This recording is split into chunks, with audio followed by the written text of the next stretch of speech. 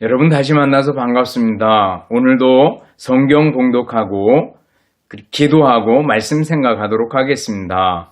성경 말씀 레위기 23장 39절 말씀입니다. 너희가 토지 소산 거두기를 마치거든 일곱째 달 15째 날부터 이레 동안 여호와의 절기를 지키되 첫날에도 안식하고 여덟째 날에도 안식할 것이요 첫날에는 너희가 아름다운 나무 실과와 종려나무 가지와 무성한 나무 가지와 시내 버들을 취하여 너희 하나님 여호와 앞에서 이레 동안 즐거워할 것이라. 너희는 매년 이레 동안 여호와께 이 절기를 지킬지니 너희 대대의 영원한 규례라. 너희는 일곱째 달에 이를 지킬지니라. 너희는 이레 동안 초막에 거주하되 이스라엘에서 난 자는 다 초막에 거주할지니 이는 내가 이스라엘 자손을 애굽 땅에서 인도하여 내던 때 초막에 거주하게 한 줄을 너희 대대로 알게 함이니라. 나는 너희 하나님 여호와이니라. 아멘. 기도하겠습니다. 사랑과 은혜가 풍성하신 하나님 아버지 감사합니다. 오늘도 하나님 말씀 생각하는 귀한 시간 주시니 감사를 드립니다. 이 말씀 생각하며 말씀들이 우리들 마음밭에 씨앗으로 떨어져 30배, 60배, 100배 아름다운 열매들로 결실하게 하옵소서. 감사드리오며 예수님 이름으로 기도드리옵나이다. 아멘. 여러분, 주님의 사랑으로 여러분들을 사랑합니다. 또 한 주간을 돌이켜보면서 감사할 일은 무엇인지 한번 돌이켜보시기 바랍니다. 우리가 예수님을 믿을 수 있고 성경을 읽을 수 있고 또 예배 드릴 수 있고 마음껏 찬송할 수 있고 기도할 수 있는 거 하나님의 은혜인 줄 압니다. 우리가 숨쉬고 호흡하며 생활할 수 있는 것 자체가 하나님의 은혜인 줄 압니다. 늘 하나님께 감사하는 여러분들이 될 수 있기를 바라겠습니다. 이번 주간에는 추석이 있습니다. 추석은 설날과 함께 우리에게 아주 큰 명절입니다. 근데 성경을 보면 성경에도 아주 큰 명절들이 나타납니다. 그들이 어떤 생각을 가지고 지켰는가라는 걸 생각해 보면은요, 우리가 어떻게 추석을 맞아야 될지를 알 수가 있습니다. 구약과 신약을 쭉 훑어보면은요, 구약에는 유월절, 또 맥추절, 초막절 이렇게 큰 절기 3개가 있고 나중에 생겨난 것이 에스더서에 나오는 부림절입니다.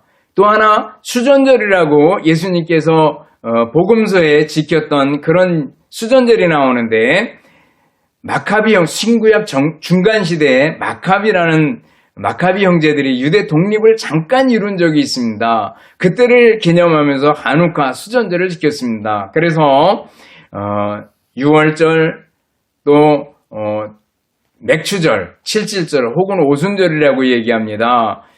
6월절 지킨 다음에 7주간이 지나서 또 50일이 지나서 지켰다 그래서 칠칠절, 오순절 이렇게 얘기하고 그리고 초막절은 장막절 혹은 수장절이라고 얘기합니다. 광야 생활을 기념하고 또 하나는 가을 추수를 마치고 나서 지켰던 절기입니다. 이렇게 큰 절기들, 명절들이 있었는데 여러분들 이 명절들을 생각하면서 우리의 추석을 한번 생각해 볼 수 있기를 바랍니다. 오늘 본문에는 특별히 초막절에 관한 얘기가 나오고 있습니다. 초막절은 유대력으로 7월 15일부터 7일 동안 지켰습니다. 첫째 날과 마지막 날 성회로 모였습니다. 특징적인 것은 매일매일 화제로 드렸다라는 거예요. 화제는 태워서 드리는 제사입니다. 태워서 드리는 거. 제사의 방법이 여러 가지가 있는데 거제는 이렇게 들어서 고기나 이런 거 이렇게 들어서 바치는 거고 요제는 곡식당 같은 걸 이렇게 흔드는 걸 얘기하고 관제나 전제는 포도주나 기름 같은 것을 부어서 드리는 걸 관제 혹은 전제라고 얘기를 합니다. 근데 매일매일 화제를 드렸습니다. 그리고 제사를 드릴 때 평소에 드리는 번제나 소제나 이런 것과는 별도로 따로 드렸던 것을 볼 수가 있습니다. 성회로 모이는 것도 평소에 모이는 안식일과 평소에 쉬는 안식일과 별도로 성회로 모였던 걸 볼 수가 있습니다. 그래서 초막절을 지키게 됩니다. 초막절이 되면 나뭇가지를 취해서 초막을 짓고 7일 동안 거기서 살았습니다. 지금도 이스라엘 사람들은 그 천막절을 지키기 위해서 방 안에라도 천막을 치고 산다고 얘기를 합니다. 추석을 맞으면서 또 초막절을 보면서 우리는 추석을 어떤 자세로 맞아야 되겠는가? 하나는요, 예수님 생각하고 예수님 사랑하는 절기로 만들어야 하겠습니다. 예수님 사랑하는 명절이 되었으면 좋겠습니다. 성경에 나타난 모든 절기는 예수님의 예표고 그림자입니다. 성경에는 율법이 있습니다. 그 율법은 세 부분으로 되어 있는데 하나는 십계명입니다. 십계명은 변함이 없는 법이죠. 그리고 재판법, 민법이 있는데 십계명을 해석해서 그 당시에 적용했던 법들입니다. 지금과는 시대적인 차이가 있어서 적용되지 않는 부분들이 있습니다. 또 하나는 바로 의식법입니다. 의식법은요, 절기는 어떻게 지키고 제사는 어떻게 지내고 안식일은 어떻게 지키고 그 다음에 대제사장들의 옷은 어떠해야 되고 라는 것들을 밝혀주는 법들입니다. 이 모두는요, 예수님의 예표입니다. 예수님께서 십자가에 죽으심으로 이 의식법들을 몸으로 다 이루셨습니다. 히브리서를 읽어보면은요, 바로 거기서 짐승이 죽었다. 그것은 바로 예수님께서 죽으신 겁니다. 6월절에 어린 양이 죽었다. 그런데 바로 6월절에 예수님께서 죽으십니다.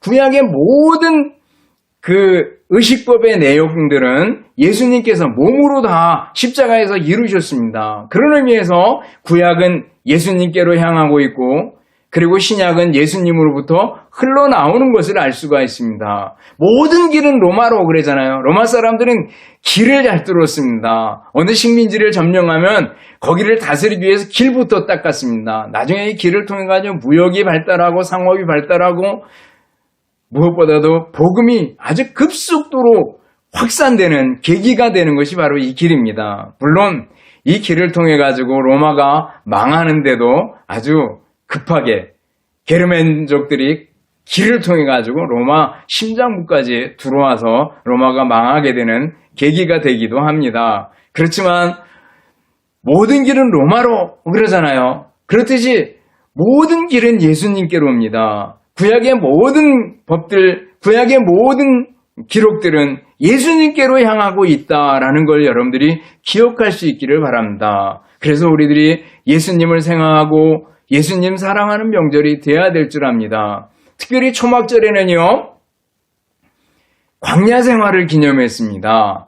광야 생활, 그 의미는 뭘까? 오늘 우리에게 적용시켜보면 예수님 믿고 나서 천국 가기까지의 기간을 우리는 이 세상 생활, 광야 생활이라고 얘기를 합니다. 광야 같은 세상, 이렇게 얘기하잖아요. 광야 속을 걸어가는 우리들의 모습을 표현해주고 있습니다. 요단강을 건너서 가나안에 들어가는 거, 가나안을 천국이라고 비유하고, 그리고 요단강 건너가 만날이 얘기하잖아요. 바로 요단강을 건너가는 거, 죽음의 순간, 그 순간까지 이 세상 사는 동안을 광야라고 얘기를 합니다.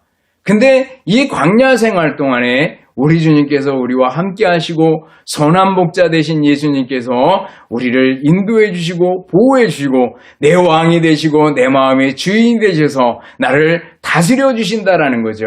그런 의미에서 우리는요, 추석 명절에 예수님께 초점을 맞추고 살아야 합니다. 예수님을 바라보는 우리들이 되어야 됩니다. 세례 요한은 항상 예수님께 초점이 맞춰져 있습니다. 자기는 언제든지 사라져야 되고 내 뒤에 오시는 예수님이 드러나야 된다라는 생각을 늘 가지고 있었습니다. 그래서 세례 요한은 그는 흥하여야 하겠고 나는 쇠하여 하리라, 이렇게 말씀하고 있는 걸 볼 수가 있습니다. 바울 사도도 마찬가지죠. 나는 살든지 죽든지 내 몸에서 그리스도가 존귀하게 되게 하려 하나니, 살든지 죽든지 사나 죽으나 우리는 주의 것이로다, 이렇게 말씀하고 있는 걸 볼 수가 있습니다. 터툴리아는 아주 유명한 신학자였는데 400년대에 살았던 분입니다. 이분은 이런 얘기를 했습니다. 그리스도인은 물고기와 같다. 물고기가 물이 있어야 살듯이 우리는 예수님의 은혜 안에서 살아갈 따름이다 라고 말씀했습니다. 여러분들 예수님 바라보고 예수님 은혜 안에 거하고 예수님 사랑하며 살아가는 여러분들이 될 수 있기를 주님의 이름으로 축원합니다. 예수님에게 초점을 맞추고 살아가는 거죠. 두 번째는요, 추석 명절을 맞으면서 감사하는 명절이 되어야 될 줄 압니다. 구약의 모든 절기들은요, 모든 명절들은 감사를 포함하고 있습니다. 감사가 빠지는 적이 없습니다. 유월절도 그렇고요, 맥추절도 그렇고요, 오늘 초막절도 그렇습니다. 초막절은 추수감사절, 가을 추수를 마치고 감사하는 절기였습니다. 맥추절은요, 봄 추수를 마치고 드리는 감사의 절기였습니다. 유월절은요, 이스라엘 백성들을 애굽 땅 종되었던 노예에서 해방시켜준 것을 감사하는 절기였습니다. 모든 그 절기 속에서 감사가 빠지지 않는다라는 거죠. 우리들도 감사하는 사람이 되어야 됩니다. 여러분들 감사를 잃어버리지는 않았습니까?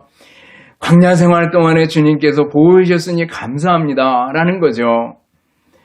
우리에게 일용할 양식을 주시니 감사합니다. 감사했던 그 초막절을 지키던 모습들을 한번 돌이켜보면서 추석을 맞으면서 우리들도 감사하는 사람이 되어야 됩니다. 감사 그러면은요, 누가복음 17장에 나오는 한센병자들 얘기를 기억하게 됩니다.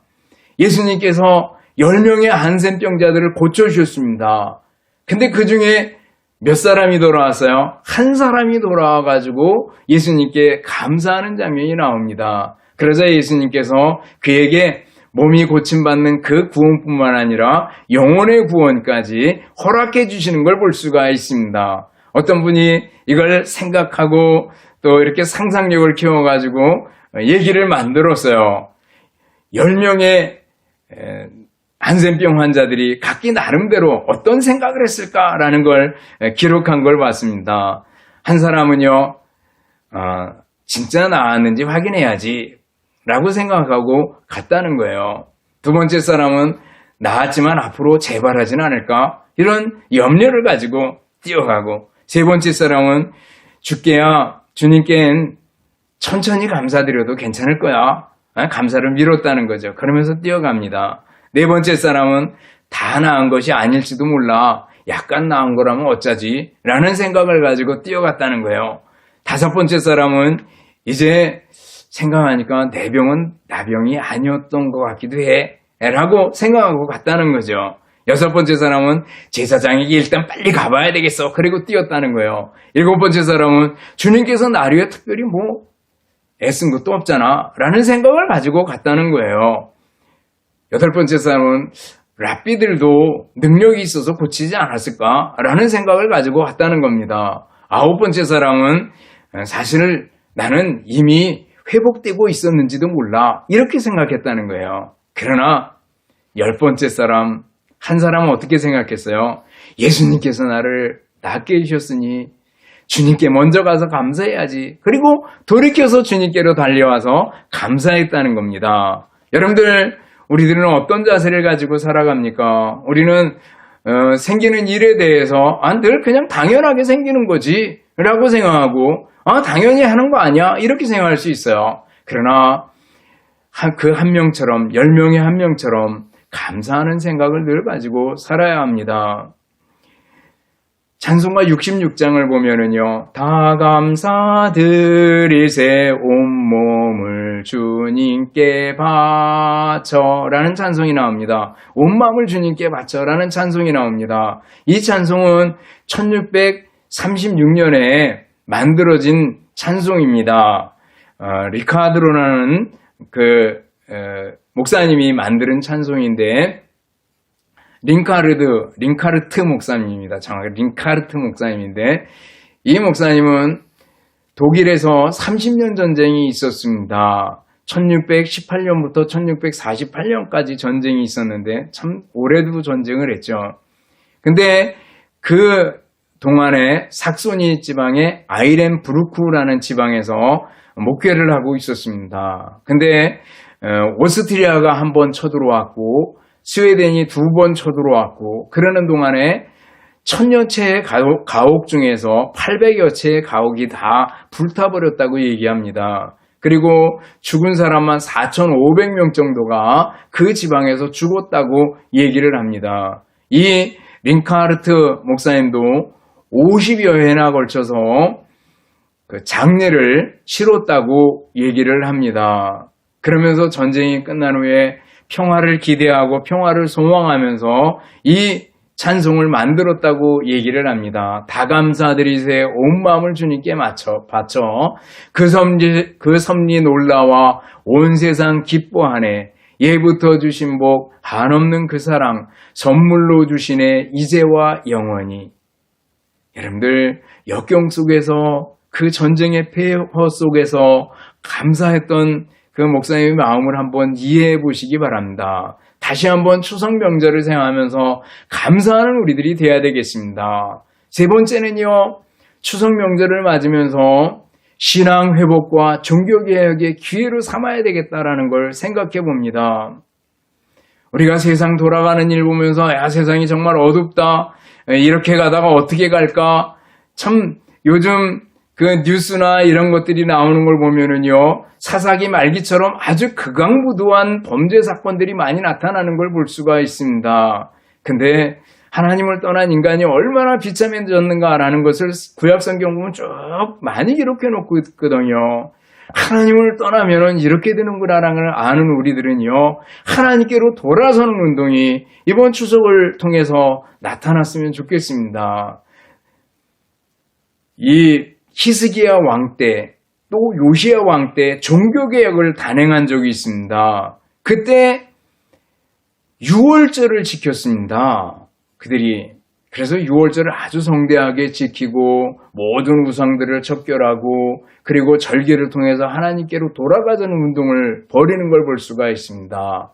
느헤미야 때는요, 특별히 초막절을 지켰습니다. 이스라엘 백성들을 함께 모아놓고 하나님의 말씀을 듣고 또 찬송하고 그러면서 초막절을 지켰던 그런 내용들이 나오고 있습니다. 절기를 통해서 종교개혁의 모습들을 돌이켜 세워주고 미스바 운동처럼 하나님께로 돌아가자라는 거죠. 우리가 하나님께로 돌아가자라는 운동을 바로 그 명절 절기를 통해서 행했던 것을 볼 수가 있습니다. 추석을 맞으면서도 마찬가지로 우리도 하나님께로 돌아서는 운동들이 우리에게 있어야 될 줄 압니다. 종교개혁의 모토는요, 오직 믿음, 오직 은혜, 오직 성경 아니겠어요? 우리들도 명절을 생각하면서 추석을 맞으면서 오직 은혜, 오직 성경, 오직 믿음을 생각하고 하나님께로 돌아서는 우리들이 되어야 될 줄 압니다. 어떤 글을 보니까 만약 루터나 찌빙글리가 있었다면 오늘 교회에 와서 우리들을 엄청 야단쳤을 거라는 거예요. 너희들은 우리들과 다르다라고 얘기를 하면서 우리를 어쩌면 막 교회에서 내쫓았을지도 모른다라고 얘기하고 있습니다. 왜냐하면 그 중세시대 사람들처럼 무지하고 그래서 성경에 대해서 몰랐거든요. 라틴어로 설교하고 그 중세를 배경으로 한 책들을 여러분들이 한번 고전들을 읽어보셔요. 움베르토 에코의 책들 이런 거 읽어보면은요, 중세에 얼마나 미신들이 많았는지 모릅니다. 얼마나 미신에 깊이 들어가 있는지 몰라요. 그래가지고 그것을 갖다가 좀 더 어떻게 가르쳐 보려고 그 성경 그림들 있잖아요. 성화들. 그런 그림들이 많이 발달했던 걸 볼 수가 있습니다. 어쨌거나 여러분들 말씀을 떠났기 때문에 부패하게 되고 자기 소견에 오를 대로 행하게 됐던 걸 볼 수가 있습니다. 추석을 맞으면서 우리들은 다시 한번 하나님께로 돌아가고 말씀으로 돌아가고 믿음으로 돌아가고 은혜로 돌아가는 우리의 명절이 될 수 있기를 바랍니다. 간절한 소망을 가지고 하나님께로 돌아가는 운동을 일으키는 명절이 되었으면 좋겠습니다. 마지막으로 초막절 신앙교육의 장이었습니다. 맥주절, 유월절 마찬가지였죠. 이 사람들이 초막을 짓습니다. 그리고 일주일 동안 거기서 삽니다. 생각해 보셔요. 우리의 안락한 집, 거기를 떠나가지고, 나뭇가지 같은 걸로 집을 짓고, 거기에서 살았다라는 걸 생각해 보셔요. 그러면서 뭐 생각했겠어요? 하나님께서 그 험한 광야 생활 속에서 우리들을 지켜주셨대. 구름기둥과 불기둥으로 지켜주셨대. 만나와 메추라기로 먹여주셨대. 반석을 깨뜨려서 물로 우리를 먹여주셨대. 하나님을 기억하면서 살았겠죠. 그 하나님께서 지금도 살아계셔서 광야 생활 동안에 우리를 지켜주실 거야 라는 거죠. 마찬가지입니다. 추석을 맞으면서 우리가 우리의 자녀들에게 하나님께서 나를 이렇게 지켜주시고 나를 인도해 주셨는데 이 믿음 너희들도 가져야 되지 않겠니? 라고 전해주는 우리들이 되어야 될 줄 압니다. 여러분들 많은 유산을 물려주시렵니까? 얼마나 많은 재산을 물려주시렵니까? 재산을 물려주라고 생각했을 때 그 형제들 간에 엄청나게 많이 싸움이 나는 걸 볼 수가 있습니다. 오히려 가난하면 형제들이 잘 싸우지 않는데 돈이 많이 있고 그걸 물려주려고 생각하면 서로 막 싸우는 그런 경우들을 보게 돼요. 여러분들 신앙을 물려주는 우리들이 돼야 되지 않겠습니까? 우리들 후배들에게 또 우리들 자녀들에게 따라오는 사람들에게 신앙의 교육을 잘하는 것이 중요합니다. 신앙의 교육 그러면은요, 신명기 6장 4절로 9절을 생각하게 됩니다. 그 부분이 이스라엘아 들으라 이렇게 시작합니다. 히브리어 어순으로 들으라 이스라엘아 이렇게 시작하는데 들으라가 바로 쉐마입니다. 그래서 그 부분을 쉐마 부분이다 이렇게 얘기합니다. 거기 보면 너희가 먼저 하나님 사랑하라. 그리고 하나님 사랑하는 걸 너희 자녀들에게 부지런히 가르쳐라 라는 말씀이 나오고 있습니다. 여러분들 링컨을 아시잖아요. 링컨은 아버지는 많은 신앙이 없었지만 엄마가 링컨이 9살 때 죽었다고 얘기를 합니다. 낸시라는 엄마가요. 정말 신앙으로 교육하려고 엄청 많이 노력하고 애들을 교육하려고 많이 노력했습니다. 그러면서 죽기 전에 한 말은요. 부자나 위인이 되기를 힘쓰기보다는 성경 읽는 것을 즐거워하는 사람이 되거라 라는 유언을 남겼다고 얘기합니다. 여러분들 성경으로 돌아가는 모습들을 보여주고 성경과 더불어 사는 가정들을 만들어 나갈 수 있기를 바라겠습니다. 가정 예배를 드리고 또 아이들에게 신앙으로 믿음으로 살 것을 가르쳐주는 것이 참 중요한 줄 압니다. 콜리지라는 영국 시인에게 한 사람이 찾아옵니다. 그리고 대화 중에 교육에 대해서 대화를 나누게 되었습니다. 그러면서 이 사람이 얘기를 합니다. 저는 아이들은 자유롭게 생각하고 자유롭게 행동하도록 내버려야 된다고 생각을 합니다. 그래서 자기 스스로 판단할 수 있는 그리고 결단하고 결심할 수 있는 법을 배우도록 해줘야 된다고 생각을 합니다. 그래서 아이들의 잠재력을 완벽하게 키워나가는 길이 바로 교육이라고 생각을 합니다. 그럴듯하잖아요. 우리에게도 열린 교육 그런 교육들이 있었습니다. 아이들을 좀 스스로 크도록 놔둬보자라는 그런 핵심적인 요소들이 있었습니다. 그런데 이 콜린즈가 자기 정원으로 그 손님을 데리고 나갑니다. 정원에 나갔더니 한쪽에는 잘 정돈돼 있고 한쪽에는 온통 풀로다가 뒤죽박죽이 돼 있습니다. 그래서 왜 이 밭이 이렇게 됐어요? 그러니까 얘기하기를 시험 삼아 가꾸지 않아 보았습니다. 가꾸지 않았더니 정원이 엉망이 되어버렸습니다라는 거예요. 여러분들 어릴 때 믿음을 가꾸지 않으면 나중에 커서 신앙을 갖기가 점점 더 힘들어지는 거 여러분들 아시죠?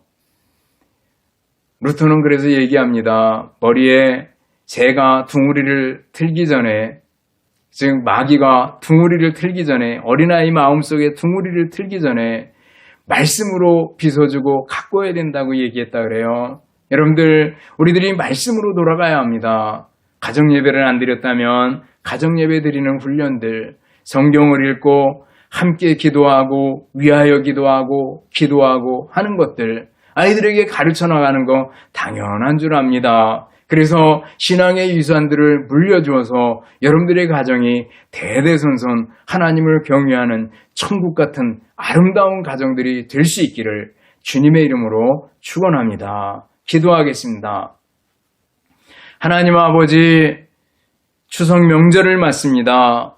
초막절을 지켰던 사람들을 생각하면서 추석 명절에 우리들도 예수님 생각하고 예수님 사랑하는 명절이 되게 해주시고 감사하는 명절이 되게 해주시고 종교개혁의 장이 되는 기회가 되는 명절이 되게 해주시고 신앙교육의 기회가 되는 명절이 될 수 있도록 은혜를 베풀어 주옵소서. 늘 저희들 가정을 사랑해 주시고 축복해 주실 줄 믿사오며 예수님 이름으로 기도드리옵나이다. 아멘. 축도하겠습니다.